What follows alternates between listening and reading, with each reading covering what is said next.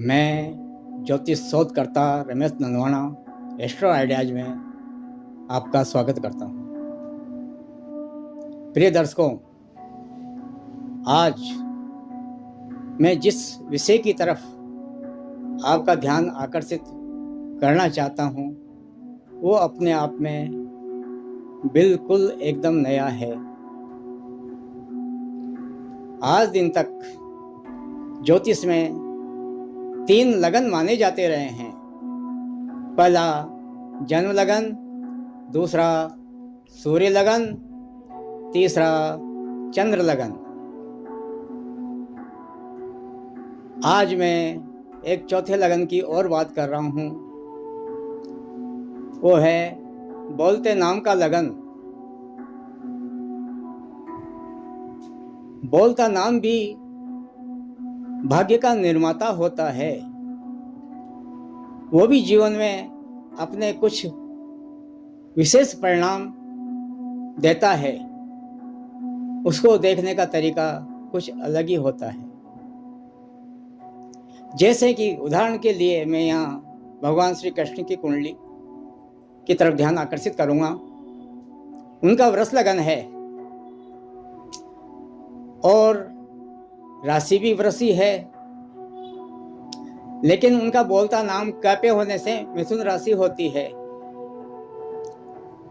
तो सूर्य लगन, चंद्र लगन और जन्म लगन तीनों अलग अलग है, लेकिन जो बोलते नाम का स्वामी है वो बुध बन जाता है मिथुन राशि होने से। कृष्ण नाम होने से बुध बन जाता है। तो बोलते नाम लगन का जो प्रभाव उनके जीवन में होगा वो क्या होगा, ये देखने की बात है। क्योंकि कृष्ण होने से मिथुन राशि बनती है। मिथुन राशि उनके दूसरे घर में है, जो कि ज्ञान का घर होता है, और उसका स्वामी बुध स्वयं उच्च का होकर के 5वें घर में बैठा है, जो जन कल्याण का घर होता है, परोपकार का घर होता है, लोक कल्याण का घर होता है। तो यहाँ पर मिथुन राशि यानी दूसरे घर से और पंचम भाव जो जन कल्याण का होता है, जहाँ पर उनका बोलते नाम का स्वामी बैठा है, उन दोनों से उनका भी भविष्य देखा जाएगा। नतीजा क्या होता है? नतीजा यह होता है कि वो ऐसा ज्ञान देंगे दुनिया को जिससे दुनिया का कल्याण होगा, जन कल्याण होगा, जिसको हम गीता का ज्ञान कहते हैं। और वह उनके जीवन का एक मुख्य उद्देश्य बन गया। जब तक धरती रहेगी उनका वह ज्ञान अमर रहेगा। ये उनके बोलते नाम की करामात है। यहाँ पर बुध पे नजर डाली जाएगी और दूसरे घर पे नजर डाली जाएगी। बुध लोक कल्याण के घर में उच्च का होकर बैठा है, जो जनता का उनके ज्ञान द्वारा कल्याण कर रहा है और आज दिन तक भी कर रहा है। इस प्रकार ये मैं चौथा लगन जो बता रहा हूँ, ये बोलते नाम का लगन है। बोलते नाम लगन इस प्रकार से चौथा लगन भी बन जाता है। दूसरी कुंडली में भगवान श्री राम की पेश करना चाहता हूँ, जिनका की कर्क लगन है और राशि भी कर्क की है।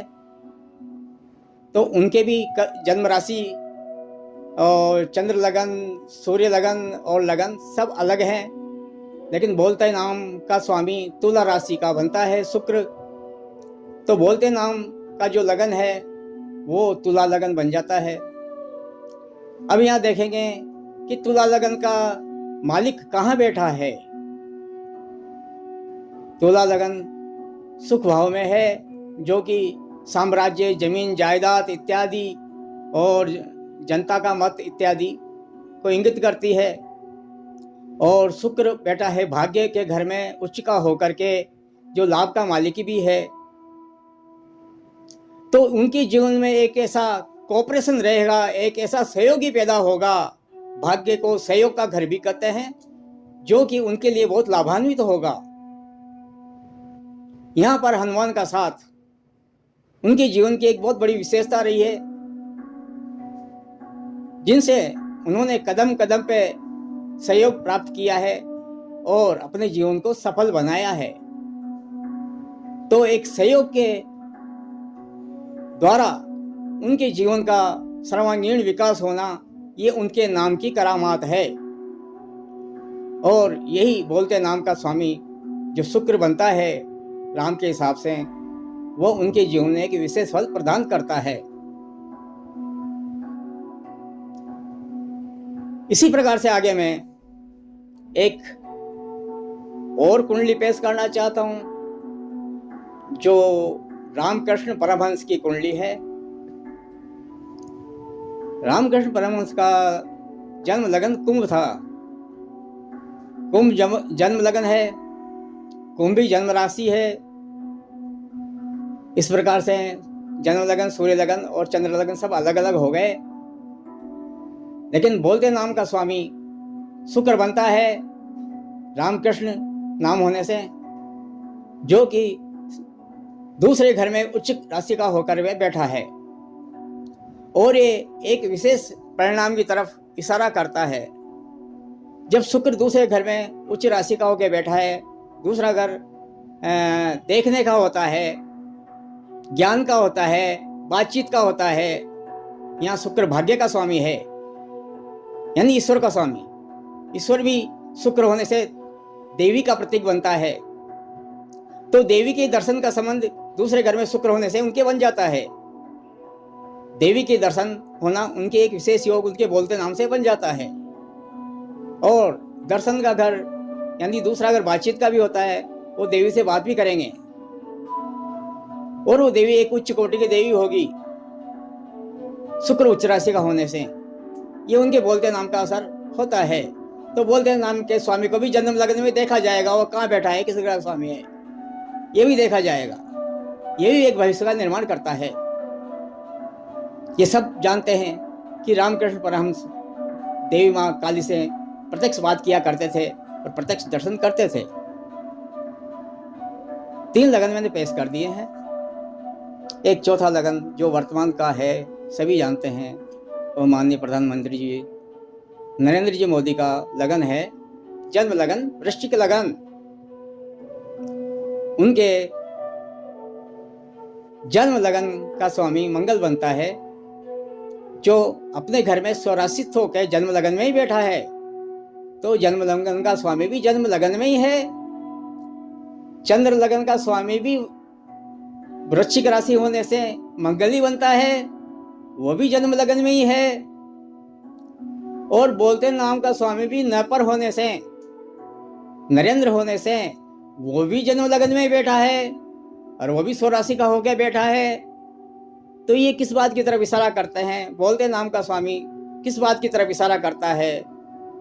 बोलते नाम का जो जन्म लगन होता है वो किस बात की तरफ इशारा करता है? वो ये बताता है कि इनकी ख्याति अंतर्राष्ट्रीय स्तर की होगी, इनकी प्रतिष्ठा इतनी होगी जिसका कोई मुकाबला नहीं कर सका है और विश्व विख्यात होगी। तो इनके बोलते नाम का इनकी ख्याति और प्रतिष्ठा में, सम्मान में, विश्वविख्यात प्रसिद्धि में पूरा योगदान रहा है। और ये चौथा लगन की करामात मैं बता रहा हूँ। इसी प्रकार सामान्य रूप से कहा जा सकता है कि बोलते नाम का स्वामी यदि 5वें घर में होगा तो परोपकारी होगा। बोलते नाम का स्वामी यदि लगन में होगा तो ख्याति प्राप्त होगा। और बोलते नाम का स्वामी यदि भाग्य में होगा तो उसे कदम कदम पे सहयोग प्राप्त होता रहेगा। इसी प्रकार से जहाँ जहाँ भी बोलते नाम का स्वामी बैठेगा उससे अलग से हटके परिणाम भी मिलेंगे। ये एक नई बात मैं आपको बताना चाहता हूँ, आप इसे भी ध्यान में रखें। इतना कहकर मैं आगे चाहता हूँ, आगे फिर नए विषय के साथ मिलूंगा।